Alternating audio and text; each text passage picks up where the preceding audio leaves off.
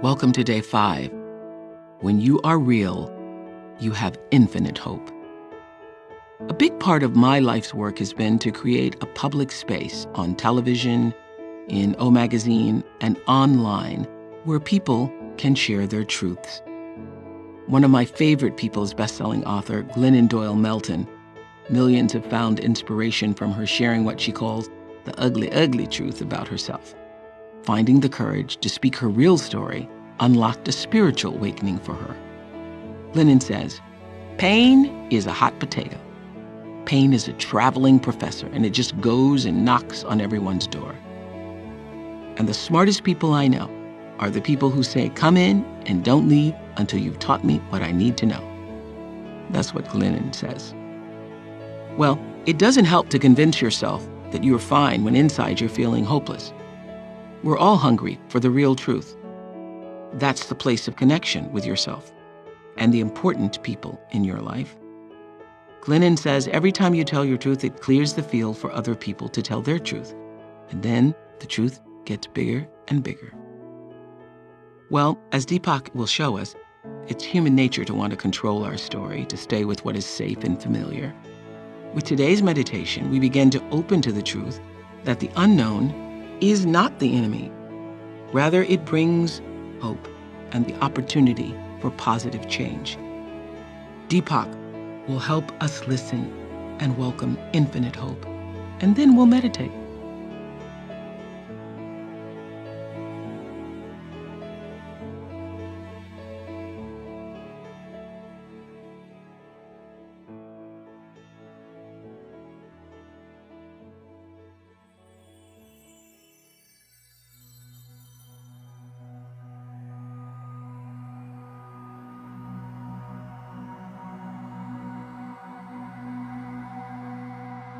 Everyone knows the story of an innovator who was told his discovery was unrealistic. But overcoming conventional thinking is how new possibilities emerge, and how yesterday's unreality becomes today's reality. Therefore, a better definition of reality would be the field of infinite possibilities. Where there are infinite possibilities, there is also infinite hope. This is not our everyday experience because we limit our personal reality to whatever is safe and predictable. No one can predict what their next thought will be, and yet we try to control the unknown by forcing our story on it. People who consider themselves practical often believe hope is impractical and unrealistic. In fact, the opposite is true. Hope is completely realistic because it is based on consciousness as the field of infinite possibilities. How do we get past the old narrow vision? First, adopt the attitude that the unknown is not your enemy. It's an opening. Next, seek out new things near the edge of your comfort zone. Read visionary writers and scriptures from the world's wisdom traditions. To change your perspective, view yourself as open and welcoming, willing to live in the now. When an encouraging experience happens, stop and notice it. Affirm this reflects your newfound hope and trust in the unknown. Also notice whenever you repeat yourself using the same old phrases or opinions. When you become aware of this habit, pause. Ask the other person what they think or wait until new words come to mind. You can only change what you're aware of, and when you think and act habitually, you remain unconscious and unaware. Change happens only in the now, triggered by self-awareness. We develop trust by holding hope for a positive outcome without trying to control it. For many, hope is a constricted demand, like a child who wants a certain toy and won't be happy with anything else. But the universe doesn't work according to a wish list. The force of evolution unfolds through an unrestricted vision, bringing us what we actually need, not the next ego demand. When you draw upon consciousness as your reality, then hope is open-ended but powerful. Trust you will be guided to the best outcome without expecting to know what that outcome will be or how to get there. The path to fulfillment is unpredictable by its very nature, but this doesn't make it untrustworthy. It makes it interesting and beautiful. As we prepare to meditate together, let's take a moment to consider our centering thought. I have every hope in the world. I have every hope in the world. Now let's prepare for our meditation. Make yourself comfortable and close your eyes. Begin to be aware of your breath and just breathe, slowly and deeply. With each breath, allow yourself to become more deeply relaxed. Now, gently introduce the mantra, Aham Brahmasmi. Aham Brahmasmi. This mantra means, my individuality encompasses the totality of life. This mantra reveals the truth that our real nature is always in relationship to everything in the universe. Repeat it silently to yourself. Aham Brahmasmi. Aham Brahmasmi. Aham Brahmasmi. With each repetition, feel your body, mind and spirit open into an expanded state of awareness.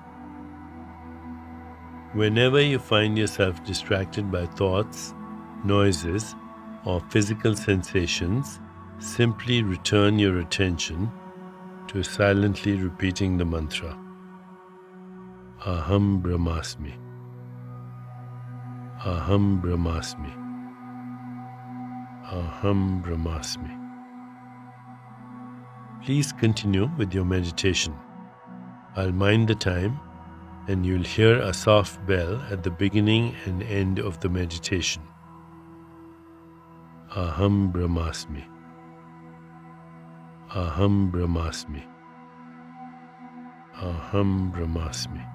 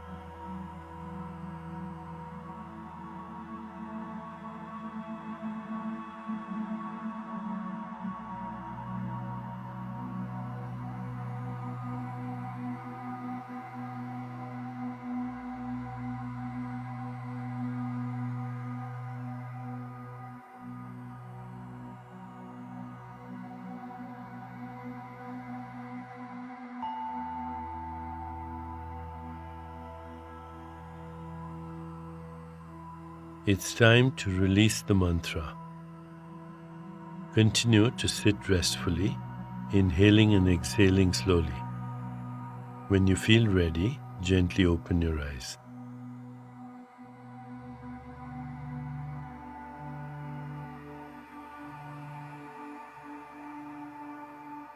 As you continue with your day, contemplate this centering thought. I have every hope in the world. I have every hope in the world. Namaste.